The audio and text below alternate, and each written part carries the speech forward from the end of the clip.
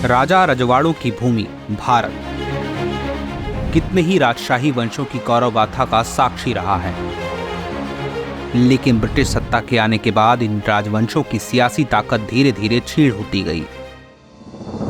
हालांकि ब्रिटिश सत्ता ने इनके अस्तित्व को पूरी तरह से समाप्त नहीं किया था। देश की आजादी के बाद ये रियासतें मछली के कांटे के समान हो गई थीं। इनका भारत में विलय करना आसान नहीं था।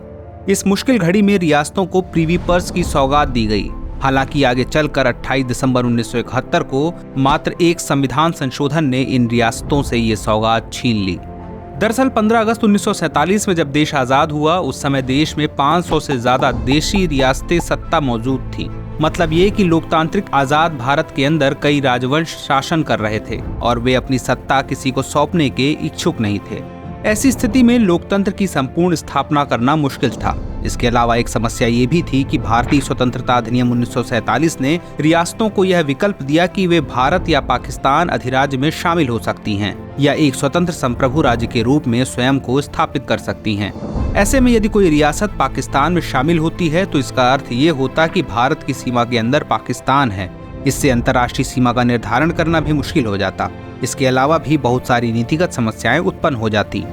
इन समस्याओं का समाधान करने के लिए संविधान सभा ने 21 दिसंबर 1946 को समझौता समिति का गठन किया। इस समिति का उद्देश्य था कि वह रियासतों के प्रमुख और उनके प्रतिनिधियों से बात करे और संविधान सभा में शामिल होने के लिए उन्हें राजी करे। समझौता समिति के सदस्य धीरे धीरे इस विषय पर रियासत प्रमुखों से बात करने लगे। इस दौरान सभी रियासतों के प्रमुखों ने सम्मिलित रूप से एक प्रस्ताव पारित किया कि अपनी रियासतों के स्वामी वे ही रहेंगे और राजतंत्र बना रहेगा और रियासतें भारत सरकार को अपने शासी क्षेत्र में कुछ विषय और अधिकार ही प्रदान करेंगी। असल में रियासतें इस प्रस्ताव के माध्यम से अपनी शक्तियों और अधिकार क्षेत्र को बढ़ाने का प्रयास कर रही थीं। गौरतलब है कि कैबिनेट मिशन के अनुसार भारत की संविधान सभा को केवल संघ के लिए ही संविधान बनाने का अधिकार था, यानी संविधान सभा रियासतों के आंतरिक शासन से संबंधित विषयों पर निर्णय नहीं ले सकती थी। चूंकि नैतिक रूप से यह तय किया गया था कि भारतीय संघ में शामिल होने के लिए रियासतों से किसी भी तरह की जबरदस्ती नहीं की जाएगी, इसलिए संविधान सभा के लिए यह जरूरी हो गया था कि वह कोई ठोस रणनीति बनाए और स्वेच्छा से इन रियासतों को भारत संघ में विलय के लिए राजी करे। इस चुनौतीपूर्ण विषय को हल करने में सबसे महत्वपूर्ण भूमिका लौह पुरुष सरदार वल्लभ भाई पटेल ने निभाई।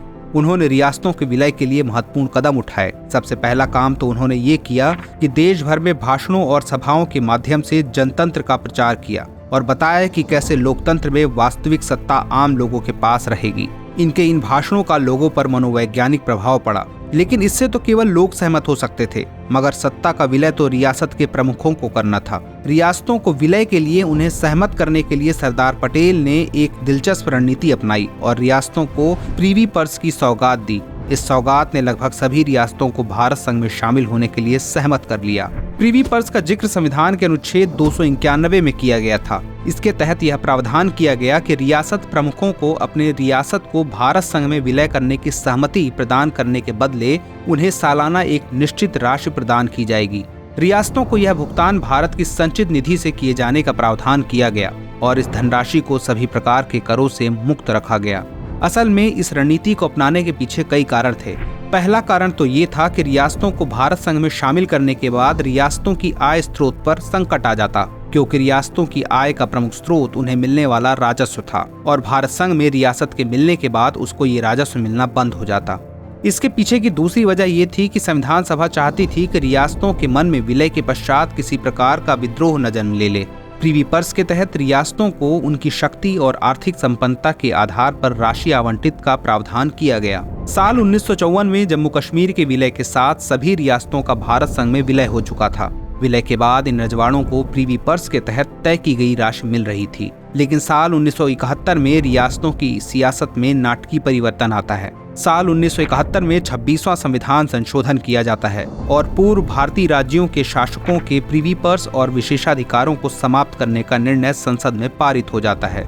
इस निर्णय ने राज परिवारों को आम नागरिकों की कतार में लाकर खड़ा कर दिया। इससे सभी रजवाड़े खुद को ठगा सा महसूस कर रहे थे। अब वे लोकतांत्रिक देश के निवासी हो गए थे, जिनके पास किसी तरह का कोई विशेषाधिकार नहीं रह गया था। हालांकि ये रजवाड़े ये निर्णय मानने को मजबूर थे, क्योंकि उनके पास इसके अलावा और कोई उपाय भी नहीं था।